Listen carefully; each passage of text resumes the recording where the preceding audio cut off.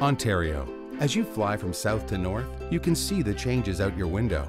Straight concession lines in the south turn into erratic logging roads in the north, and subdivisions give way to trees, hills, and lakes. The landscape is vast and dense, with forests of different species.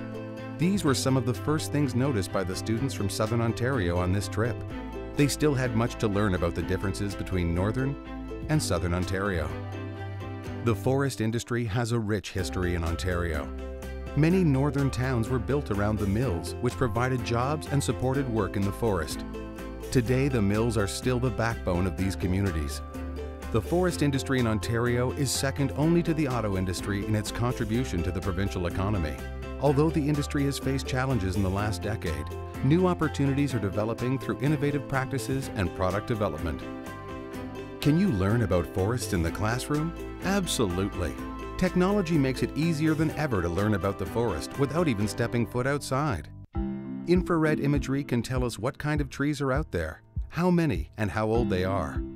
All this from a desktop computer, but nothing beats getting outside to learn firsthand. The Southern Ontario students visited a forest-dependent northern community and participated in a unique experience known as Conservation Camp. Conservation Camp is a 3-day outdoor adventure that teaches firsthand what forest management is all about. Most of the students had no idea how our forests were managed. The students interacted with the people directly involved in forest management, including foresters, loggers, wildlife managers, First Nations, and educators.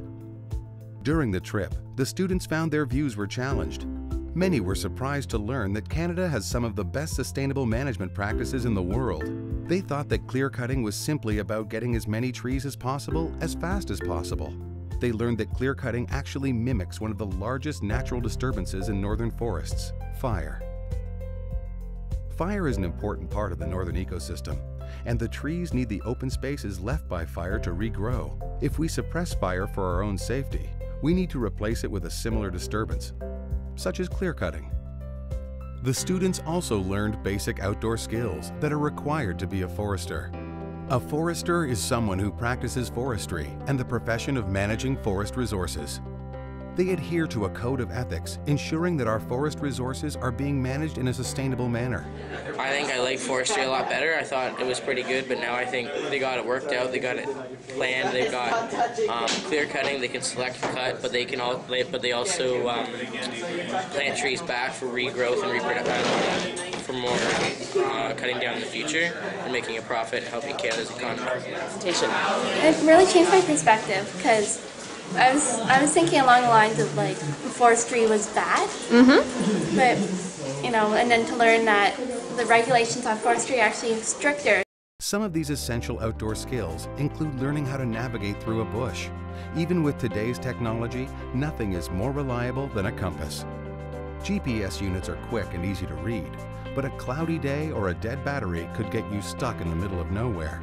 Pop out your trusty compass and learn your pacing, and you can easily find your way back home.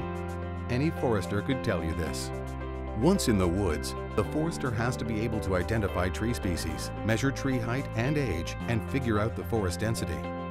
It also helps to know a little bit about soils, hydrology, and forest wildlife. Forest management is a collaborative process in Canada, with many different stakeholders bringing their ideas and goals to the table. Industry, recreation, tourism, environmentalists, First Nations, and the local community all get a say. This process ensures that the public resource benefits everyone. The students, armed with new knowledge about forestry, use their problem-solving skills to mimic the collaborative process of forest management. They learned that developing a management plan is not an easy task, but that with some work and collaboration, a plan that tries to meet multiple needs is possible. So, how can you get excited about natural resource management and careers in the environment? First, activities in and outside of the classroom can teach you about the forest industry and other resource management activities, while giving you hands-on experiences that only going out into a forest and getting dirty can provide. Another great way to learn about this exciting field is to meet professionals in natural resources and learn more about what they love to do and how they got there. We hope you take our advice and head into the woods to learn and get dirty. These experiences may just inspire you and take you down a road you didn't know was available. There are many exciting things to do in the forestry industry, so head outside and start experiencing them.